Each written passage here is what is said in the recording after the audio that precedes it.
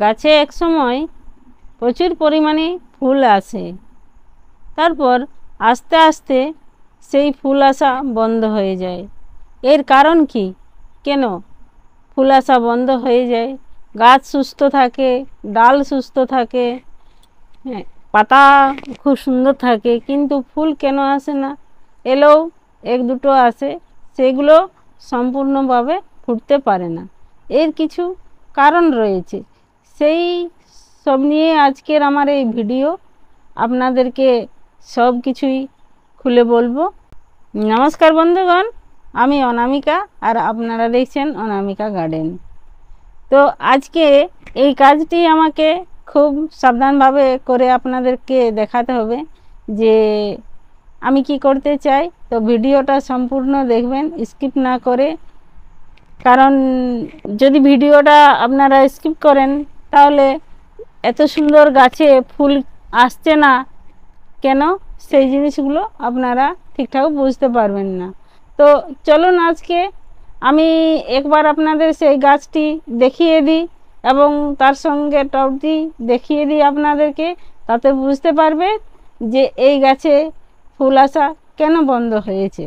আপনারা দেখতে পাচ্ছেন আমার এই গাছটি কত বড় টবে রয়েছে আর কত শাখা প্রশাখা রয়েছে। গাছটিতে আমার কয়েকটা কুঁড়ি রয়েছে। এইগুলো কুঁড়ি বলতে কুলায় না, কারণ এত বড় গাছে এই কয়েকটা কুঁড়ি।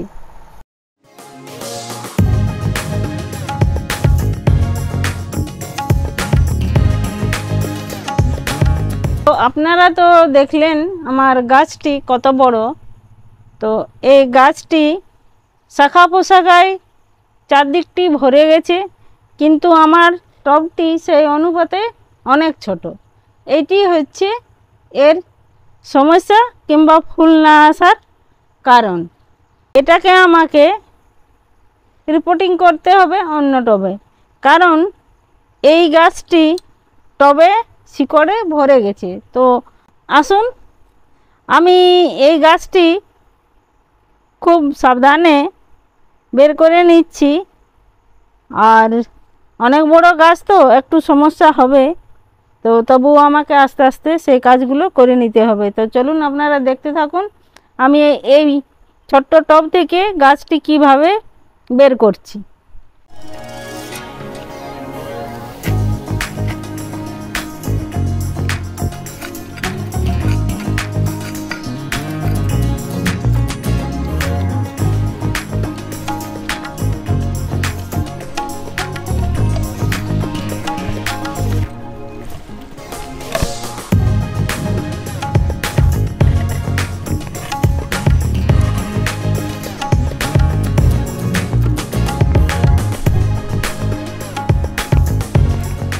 দেখছেন কি হারে শিকড় হয়েছে, কত পরিমাণে, তাহলে এই কিভাবে ফুল দিতে পারে? মাটি নেই বললেই চলে, কারণ শিকড়ে যেটুকু মাটি ছিল সব শেষ করে নিয়েছে। তো এই গাছটা চলুন আমি আজকে কিভাবে রিপোর্টিং করছি আপনারা দেখুন।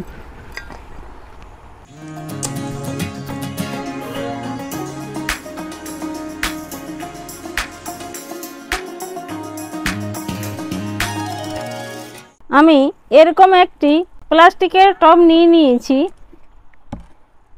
কারণ আর আমি মাটির টবে এই গাছটি বসাবো না, অনেক বড় হয়ে গেছে, তাই এটাতে আমি সুবিধা মনে করলাম। তো এটা আমি ফুটো করে নিয়েছি, এই মোমবাতিটা জ্বালিয়ে আমি এই টবটি ফুটো করে নিয়েছি। তো এটাকে আমি এখন আপাতত খোলামকুচি দিয়ে বন্ধ করে নিচ্ছি।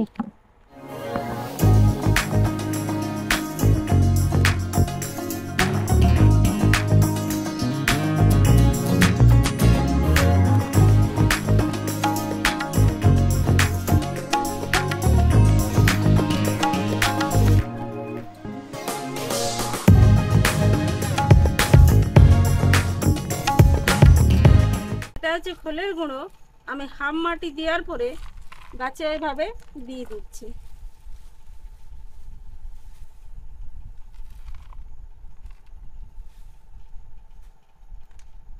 আবার মাটি দেওয়া শুরু করলাম। আর মাটিতে আপনাদেরকে বলা হয়নি, শুধু গোবর আর মাটি সমপরিমাণ মিশ্রণ করে রাখা ছিল, সেই মাটিতেই আমি প্রতিস্থাপন করছি।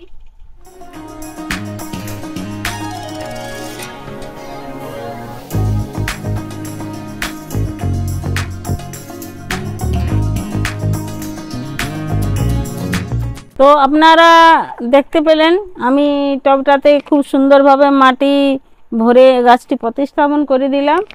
এরপর জল দেওয়ার পালা। গাছটি আমি জল দিয়ে কোথায় রাখবো? গাছটি অনেক বড়, তাই কোনো ছায়াযুক্ত জায়গাতে রাখতে হবে না, ফুল সানলাইটে রেখে দিলেই হলো। এরপর আমি মাটি দিলাম, এই গাছে জল ঢেলে দিচ্ছি। এটা খুব সাবধানে ঢালতে হবে।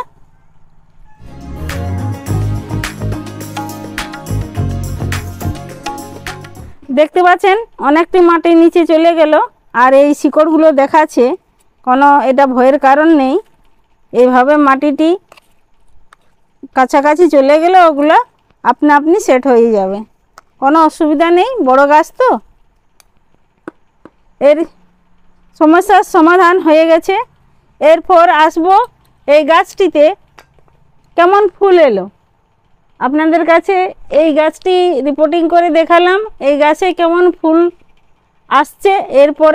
এরপরে আপনাদেরকে গাছটির ফুল দেখাবো। এই ভিডিও নিয়ে আপনাদের কাছে আসব। আজকে এই পর্যন্ত। আর ভিডিওটি যদি আপনাদের ভালো লেগে থাকে অবশ্যই লাইক করবেন, শেয়ার করবেন আর কমেন্ট করতে ভুলবেন না। আপনাদের অনেক অনেক ধন্যবাদ। নমস্কার।